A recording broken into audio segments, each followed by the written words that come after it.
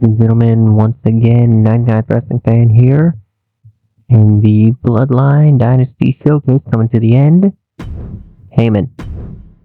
From the very moment he arrived as the enforcer of the Bloodline, Solo Sikoa has taken every brutal, savage element of his predecessors and refined them into a near-perfect smashing machine. Even in the year before his arrival, Solo raised eyebrows and garnered buzz while competing in NXT. But nobody could have predicted just how smoothly his transition to the main roster would go. And before I go on any further, let me make one thing perfectly clear. I'm only saying what I'm saying about Solo Sikoa because I am a wise man. I'm a professional. And because I'm being handsomely compensated for my stellar work as your host of the WWE 2K25 Showcase. I haven't forgotten what Solo Sikoa and his rogue bloodline did to me.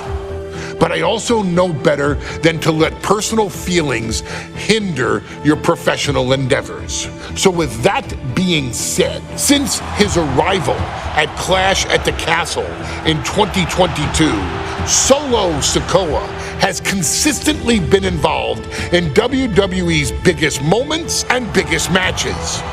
He's been victorious in War Games. He's repeatedly enforced the Bloodline's will to maintain Roman Reigns' status as undisputed WWE Universal Heavyweight Champion. I brought Solo in as an insurance policy. Solo was here to protect me. Solo was here to maintain the Promised Land. He's violent. He's strong. He's fast. He's all those things. And he betrayed me. Any man who would betray me must be a very dangerous man. Solo defeated John Cena. Solo elected to betray your tribal chief, Roman Reigns, in an attempt to bestow upon himself the title of tribal chief.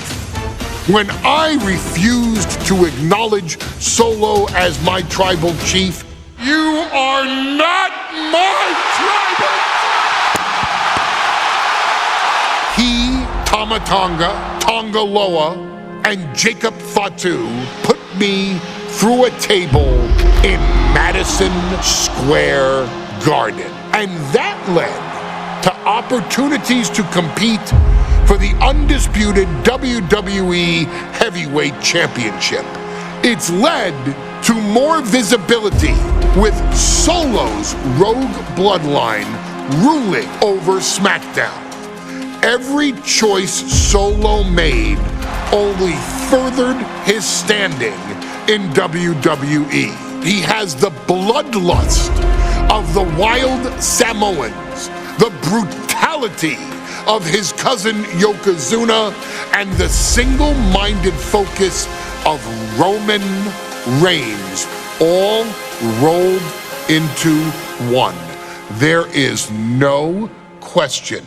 The future is his for the taking, and that he will be champion many times over, and that he may set records of his own before it's all said and done. Few men have so quickly served notice to all of WWE in the manner that Solo Sikoa has done. Whether you want to acknowledge him or not is irrelevant. One way or another, Solo Sikoa forces you to do just that, or you will suffer severe consequences. One by one, each and every single superstar on the WWE roster is going to find that out. Solo will make sure of it. I, of course, will simply await any and every opportunity for your tribal chief, Roman Reigns, to teach Solo some manners. Until that happens, though, we are taking you back to the 1-year anniversary special for NXT 2.0, which saw then North American champion Carmelo Hayes, and indeed, he is him, issue an open challenge. Unfortunately for the future superstar, it was to be answered by Solo Sikoa, and things went as well for Hayes as you can probably guess. Showcase the unrelenting fury that has made Solo Sikoa nearly unstoppable and defeat Carmelo Hayes to earn Solo his first championship victory. It won't be easy against Carmelo, especially when he has Trick Williams watching his back. And if you make one mistake against the champ, he'll take his shot and most likely hit nothing but net. Well, now that's taken care of, since Heyman covered Solo for the most part, basically saying Solo is the perfect storm of the entire bloodline. Yeah. Carmelo Hayes. One of the NXT WWE Performance Center standouts. Held the North American and NXT Championship for a hot minute.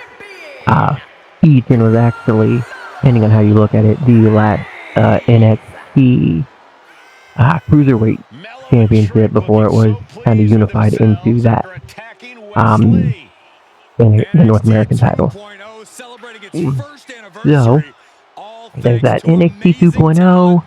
was kind of one of those projects that I don't think panned out well in the long run, considering right after this episode, they sort of started to try and go back to what they were known as, like the whole black and gold area. With, like, there's a whole backstage politic, or not even politicking, but like, there's a lot of backstage junk that kind of happened, which is why they went this route and then immediately had to backpedal after a year. I think it was just, they were doing way too much, way too soon, not knowing what they were trying to do with it. They were just doing something to try and be different.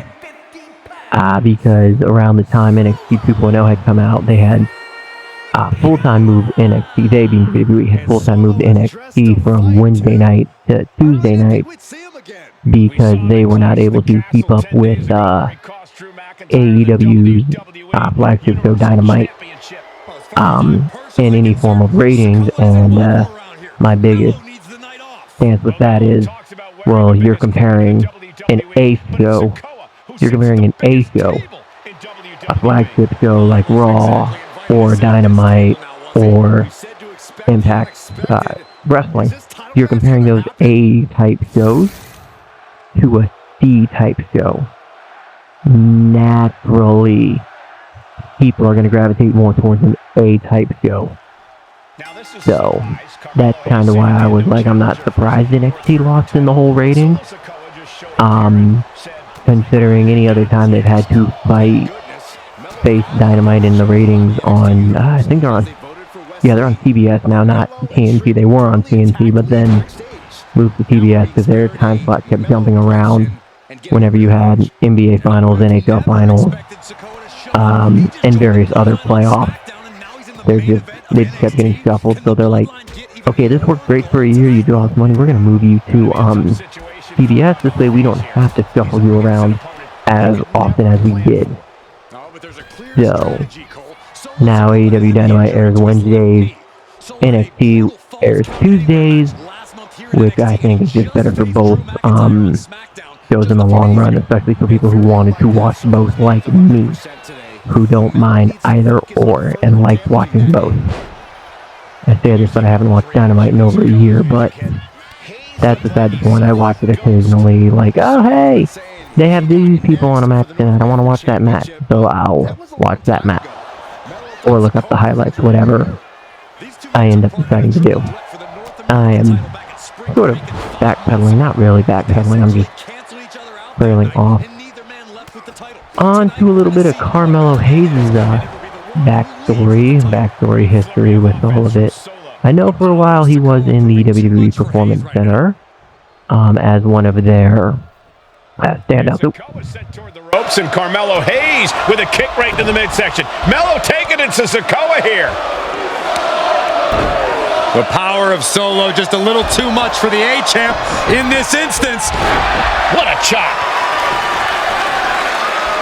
Trademark viciousness. Lack of mercy. That's what Solo Sikoa is all about. Into the corner. Big splash by Sikoa. Melo in trouble. Sikoa.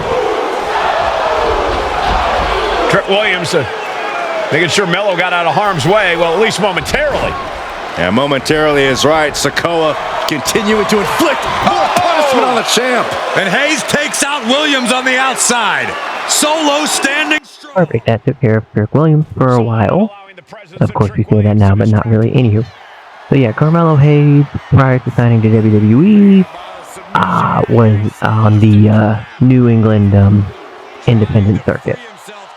So that's kind of where he bounced around. Prior to being trained by the Performance Center, he was trained by Brian Fury. Don't know who that guy is. So your guess is as good as mine. And while up there, he went under the ring name Kristen Casanova. So that's kind of what he did before being picked up by WWE. Clearly, the pickup by WWE was very beneficial for his career in the long run. But I will say one of my favorite things about this era of Carmelo Hayes, when he would face off against people, he would every title defense he had, he'd kind of put their colors, if they had like specific colors, or if they even like followed up, if they mentioned that they followed a basketball team primarily on any of their social media, he would make a jersey in that team's colors. And so, like, he'd do like a black and silver jersey for the Spurs, but put his opponent's name on it and hang it up in the rafters, kind of saying, yeah, your time to go. So that was always something that was kind of cool, where they would do it for usually like pay-per-view events. And like the number was usually their it was like their logo, their superstar logo, or if they did have a number attached to them, it was the number. It's just kind of something dumb, kind of cool that I like. But there's that. Kind of after this whole NXT 2.0, when Solo did win the belt, spoiler alert, we're winning this belt. Solo he relinquished the belt a week later, and it was then used to kind of put a bunch of people in a ladder match at their next pay-per-view, and put Melo into the NXT World Title contention. Big uppercut rocks the jaw of Carmelo Hayes, ripped out of the corner. Looking to put him away, and now Trick Williams up on the apron, causing a distraction. Trick paying dividends. Ooh. First 48. And that could be the turning point for the North American champion. Oh, Samoa drop by Sikoa. Cover now for the win. Hayes kicks it too. And Williams once again on the apron. You can see how concerned Trick Williams is that Carmelo Hayes' championship hopes, might be fading away. Super kick drops Williams. Hayes picked out of the sky. Spinning Solo. Is that it for Carmelo Hayes? Oh, the Uranagi. Well, that being said, I'm pretty sure this is about to end it once I drop him with something. There's the Uranagi. Alright. We gotta drop him with the finisher. Alright. Get up, Solo, finally. So, alright, how do I do this? Okay, this was the splash. This was before he adopted the Samoan Spike as his finisher. So, that's gonna do it And I'll catch you all Sunday in the next video with the next episode of Sonic Colors, where we'll continue our journey along the asteroid coaster. But until then, take care of this. Peace out, world. Next week we've got, from what I saw, the final, and I'm putting that in quotes, like that's the final story match, and then there's a couple of bonus matches after that will be showcased. Pun intended. I'll catch you in the next episode, Sonic Colors, but this one will be Reigns and Rollins.